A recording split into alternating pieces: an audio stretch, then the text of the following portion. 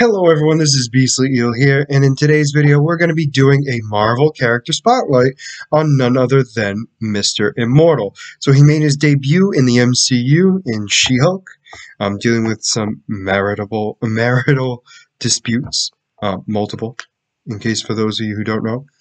So we're going to be talking a little bit about the comic book history of Mr. Immortal. The history is that Mr. Immortal possesses the superhuman ability of immortality. Before his untimely death, his teammates and sometimes lover, Diana Sore, was the only one able to calm him down when he was revived, and was prone to fits of rage upon returning to life. This unique ability always gave him the courage to try daring, reckless, life-endangering stunts, and was quite ready to sacrifice himself for the rest of the team. It also left him in frequent states of depression by having to watch his loved ones die around him. He discovered his ability after attempting suicide several times. Very depressing. This was something he had to cope with since the start of his life, the depression. As the cosmic entity Death Urge regularly appeared to him, his first appearance before Craig happened shortly after his birth and ultimate untimely death of his mother. His mother made Death Urge promise that he would look after Craig, and he did so ever since in his own unique way. Craig would dub Death Urge D-Urge, and the two became very close. Everyone thought that D-Urge was just an imaginary character, but it turns out that that was not the case.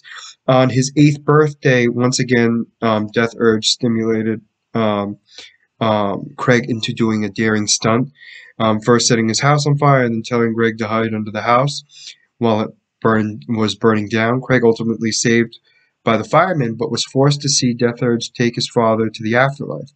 Death Urge stopped visiting Craig afterwards, and Craig moved to a new home.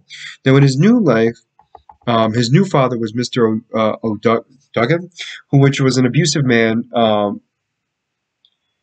He was really motivated by the presence of Terry, who was his stepsister. She became his first real friend, and this would ultimately develop into love. Gross. Insanely in love with each other, they decided to move out and try to live on just that, love. Craig had to work long and hard and kept going until the day Terry left, leaving only a Dear John letter on the table. She committed suicide, and once more Death Urge appeared. Grief-stricken, Craig begged Death Urge to take him with him as well, but he refused. Craig wanted to kill himself, and the first suicide attempt was jumping off the building, only to find out he had survived. Every successful suicide attempt, from dynamite to drowning, failed as well, and he found that he could not die. So he decided to use his newfound abilities to help fight crime. And he would sacrifice himself, as I said earlier, to help the team overall.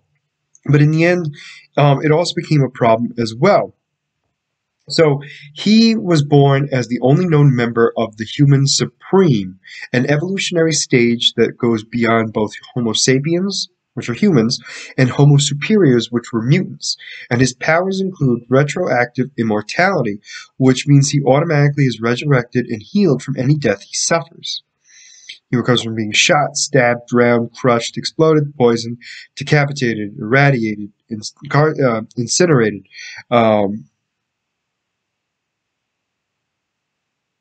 Death Urge has even stated that Mr. Immortal is fated to be alive to see the end of the universe. He also has a healing factor, obviously, because he can heal from anything.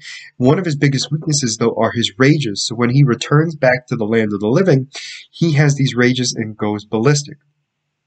There have been people to kind of help him calm down, but overall, he can still have that. Now, there is a power grid for the Marvel Universe, and it is out of 7. So Mr. Immortal has a 2 on intelligence, which is normal. He has a 2 on strength, which is also normal.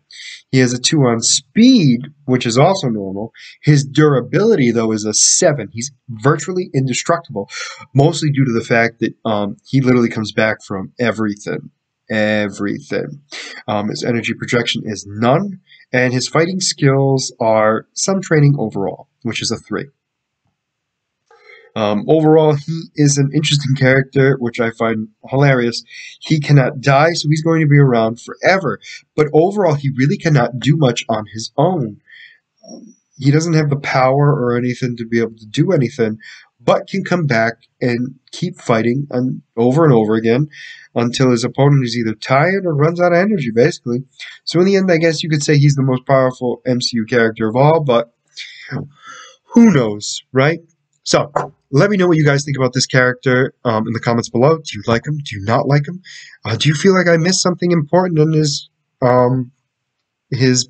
history? Please let me know in the comments below. If there's a character that you would like me to do a character spotlight on, please let me know in the comments below. Other than that, this is going to be, I'm sorry, and as always, if you like the content you see, please like and subscribe below. Other than that, this is going to be Beastly Eel signing out. Have a great day.